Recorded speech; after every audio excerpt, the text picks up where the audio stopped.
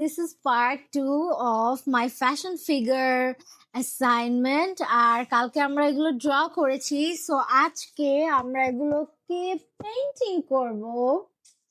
so as আমার fashion figure গুলো একটু নেগু পেঙ্গু সো আমার অনেক স্কিন শেডস দরকার so as you can see আমি 5টা স্কিনের শেড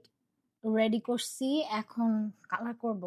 আমার কাছে সবগুলো ফ্যাশন ফিগারের মধ্যে যেটা মনে হচ্ছিল একটু ভালো হয়ে গেছি ওইটাই ফার্স্টে স্টার্ট করলাম আর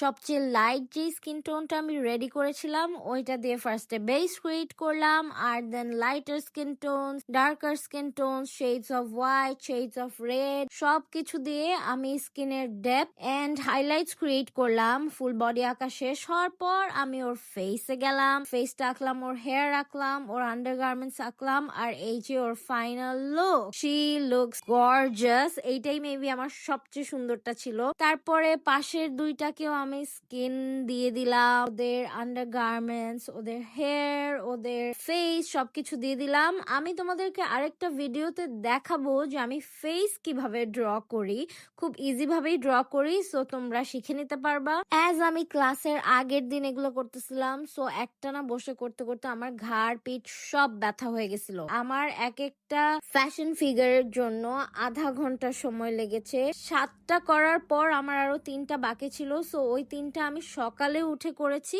দেন শেষ করে আমি রেডি হয়ে জাস্ট ক্লাসে চলে গেছি এগুলো নিয়ে I was literally the only one যে হোমওয়ার্ক কমপ্লিট করে গেছি my teacher was very happy with my work সে আমার অনেক প্রশংসা করছে যেটার কারণে আমি আরো মোটিভেটেড ফিল করতেছিলাম এই ক্লাসে আমাদেরকে আমাদের টিচার ফ্যাব্রিক পেইন্ট করা শেখাচ্ছিল ফ্যাব্রিক আঁকা শেখাচ্ছিল আর সে ডেনিম ফ্যাব্রিক দিয়ে শুরু করেছে বিকজ ডেনিম ফ্যাব্রিকের টেক্সচারটা আনা অনেক হার্ড আর এই উইকের জন্য আমাদেরকে ফ্যাব্রিক রিলেটেডই অনেক অ্যাসাইনমেন্ট দেওয়া হচ্ছে যেগুলো আমি পরে আরো ভিডিওতে দেখাবো তোমাদেরকে তার আগ পর্যন্ত বাই লাইক ফলো আর কমেন্ট করতে ভুলবা না কিন্তু আর এই যে নেক্সট ভিডিওর স্নিক পিক